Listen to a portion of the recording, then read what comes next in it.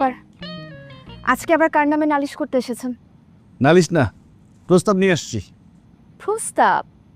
আচ্ছা শুনবো, কি সেই প্রস্তাব? তার আগে বলেন, চা খাবেন? না, চা খাবো না, সরকারি অফিসের চা ভালো হয় না।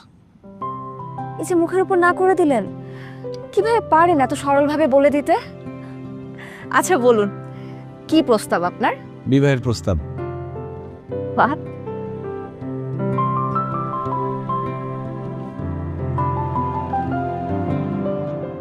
আমার মারে আপনার কথা বলছি, সে রাজি আছে। এক্সকিউজ মি, সে রাজি আছে মানে? কিসে রাজি আছে?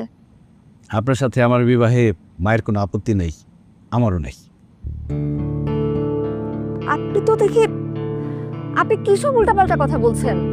আমি হিসাব মিলাই ফেলাইছি, আপনারে বিয়ে করলে আমার গাছদের কেউ কিচ্ছু বলতে পারবে না। এই জন্য আপনার সাথে আমার দেখা হয়েছে, উপরের ইশারা আমি বুঝে ফেলাইছি। আপনি কিচ্ছু বোঝেন নাই। আপনার সাথে আমি শুধুমাত্র একটা দিন ঘুরেছি বলে আপনি মনে করলেন এটা প্রেম। এখন তো মনে হচ্ছে আপনাকে পাত্তা দেওয়া আমার উচিত হয়নি। যান, বের হয়ে যান। চলে যাবো? মারে কি বলবো তাইলে? আপনার যা খুশি বলেন, শুধু আপনি আর কখনো আমার অফিসে আসবেন না। এখন তো দেখছি আপনার মাথায় সামান্য গন্ডগোল না, আপনার পুরো মাথায় নষ্ট। Just get lost. বসে আছেন কেন? আপনি কি আমার কথা বুঝতে পারছেন না? আমি আপনাকে যেতে বলেছি, যান।